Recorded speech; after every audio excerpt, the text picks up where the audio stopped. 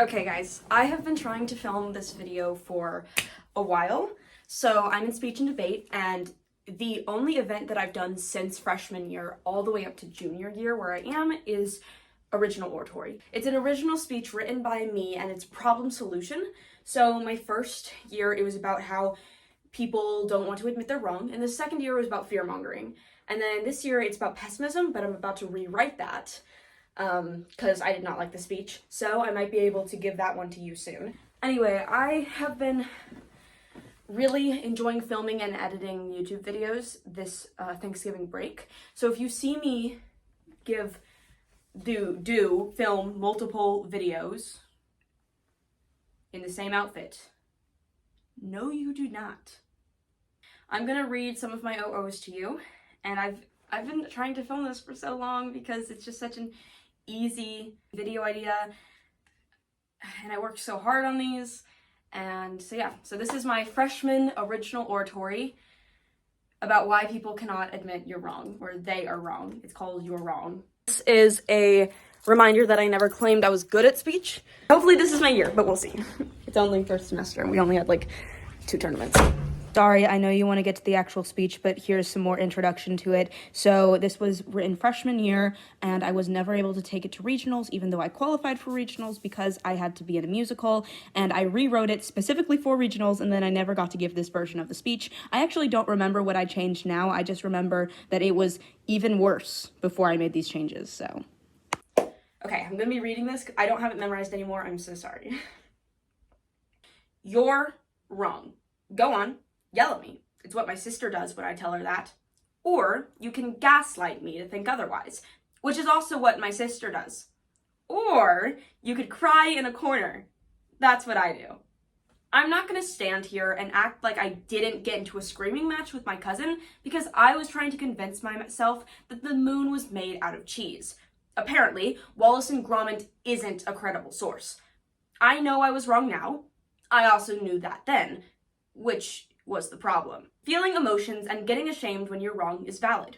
Not admitting you're wrong isn't. So as all the people who end up being right do, let's research this issue. Why is it so hard to admit you're wrong? First, we'll dive into an explanation of why not admitting you're wrong is a problem in the first place, with help from reality and hypotheticals. Next, we'll discuss ego, the cause of this problem, and a lot of others. Lastly, I'll present the way we can all overcome this weakness with a lesson on good old empathy. Now, I can't just tell you what the problem is without giving you the why. That's what bad parents do. So I'll ease you into the subject with an easy hypothetical. Close your eyes and imagine a world where everyone has to be right all the time. Okay, now open them. I won't make you suffer that long. When I said the hypothetical would be easy, I didn't mean it wouldn't be bloody. In this world, wars would be fought over whether pineapple should go on pizza or not. I would go to war with anyone and everyone who ever doubted me. But that was just a hypothetical. This problem is very much with us today. I think it's time to examine consequences on the individual level. Don't be afraid to make mistakes. You know the sentiment. Every teacher hammers it into our heads right before they give us a bad grade because of said mistakes. Okay, so our education system may not be the best example of it. That's a topic for another day. But you can actually grow and learn from your mistakes. Trust me. I've made some bad ones. So mistakes come from growth. But on the flip side, if you never admit that you made a mistake, you never grow, and you never listen to other people, Houston, we have a problem. In the end, people will want to surround themselves with those they like and get along with in their friend group, workplace, and learning environment. The ones who think they're always right, no, the ones that have to be right, will not make it into these social circles. In an article by Psychology Today titled 5 Ways to Deal with Someone Who Always Has to Be Right, their second tip is to walk away. Even if those sorts of people do manage to find friends, with implicit biases towards individuals who think exactly like them, people who are too stubborn to admit flawed thinking will have a limited worldview and experiences. This leads to ignorance, naivety, and so much more. Nothing good though. Now it's time for my favorite part. Examples of people not admitting they're wrong. This is the best part because we now get to feel superior to those down with a bad case. Speaking of cases, let's talk about one of the most infamous in American history, the Watergate scandal. featuring former President Nixon. Nixon once said, "People have got to know whether or not their president is a crook." Well, I'm not a crook. Spoiler alert, he was a crook. But he was right. People have got to know if the people representing them are crooks, which is why they need to admit they were wrong. Unfortunately, politicians don't do that. Graham Steele explains that the reasons for this is the spotlight, the responsibility, and most importantly, saving face. Dear politicians, the Harvard Business Review agrees that admitting you're wrong will gain you more credibility than sticking to your original plan. Now, without further ado, it's the moment you've all been waiting for. It's time to expose the cause of the problem. Sadly, it's a really complicated cause, very intricate. Just kidding. It's ego. It's all ego. At the tip of the iceberg, ego is what's standing in the way of a perfect world where everyone can compromise and sing kumbaya as they admit their faults and work through them. But that world will never exist. Sorry to get your hopes up. It won't exist because without ego, we wouldn't be ourselves. Merriam-Webster defines ego as the self, especially as contrasted with another self or the world. Google says it is responsible for reality testing and a sense of personal identity.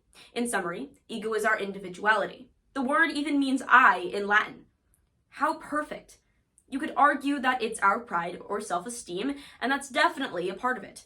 But to understand this problem, you must realize ego as a whole. So what happens when you're told you're wrong? What happens when you're told that the moon sadly isn't made out of cheese as you previously thought? Well, the ego is crushed and threatened. When you are told you are incorrect, you may misinterpret it as being told that you are mentally or intellectually deficient, or perhaps your thoughts are not factually grounded or logically presented. I'll give you 3 seconds to guess what words those are definitions for. 3, 2, 1. Ding, ding, ding! Those are both definitions for the word weak. So when you're wrong, society has driven you to think that you're weak. And when you're weak, you have no authority. And trust me, you don't want to have no authority. As someone with authority is seen as having the utmost power. Cato Institute's online article titled Respect for Authority says, social psychologists have found that respect for authority is a universal instinctive trait in human psychology. And for the record, everyone wants authority. Studies have found it gives you a sense of power and autonomy. However, authority bias shows that people don't take the expert's words with a grain of salt. Most people expect the powerful to be right 100% of the time. When they are wrong, or you are wrong, your authority is questioned. Do you know what I said about feeling superior in distinction to those in the example? Well, hopefully none of us were involved with the Watergate scandal. I have a confession to make. I'm also the problem. I say also because everyone has a stubborn part of them, so we've all been a part of the issue at one point or another, right? It's not just me, is it? A couple of months ago, I started piano lessons. Just a 30-minute Zoom call once a week. Relatively easy, right? Wrong. I did not want to go. And I was screaming and crying and trying to make myself throw up to feign sickness, as if that would actually work. And guess what happened when I actually went? I liked it. Unfortunately, I had already told everyone I was going to despise every second of it. So I dug myself into a hole of convincing myself that I never wanted to touch a piano ever again. Needless to say, the method did not help me get through any other lessons with a smile on my face. It wasn't until I followed 3 steps to fixing my hatred of admitting I was wrong that I was finally able to enjoy piano. Unfortunately, these steps are easier said than done. First, you actually have to become aware of the problem and willing to solve it. You're wrong, and believing you're right will not change the truth, so just accept it. Next, one must learn empathy. Empathy is what Howard Book and Stephen Stein would say is the ability to be aware of, understand, and appreciate the feelings and thoughts of others. We need to tap into this in order to be good people and see both sides of the argument. Asking the right questions is a good way to see the other side. For example, how does this way of thinking even make sense to this idiot? The saying is to walk a mile in someone else's shoes. I'm sure you've all been in a situation where you were right and the other person was in denial. It's frustrating, to say the least. By exercising empathy, the next and last task of admitting you're wrong becomes much easier. After going through that long journey, you actually have to change, even if it's slowly. This worked for me and hopefully will work for you, but if the problem is super bad, you should probably go to therapy. So in conclusion, I'm the problem, my sister's the problem, Nixon's the problem, and you're the problem. We all have that part of our ego that wants to pull us into the deep, dark pits of denial, bias, and ignorance. However, you cannot let it win. I repeat, cannot.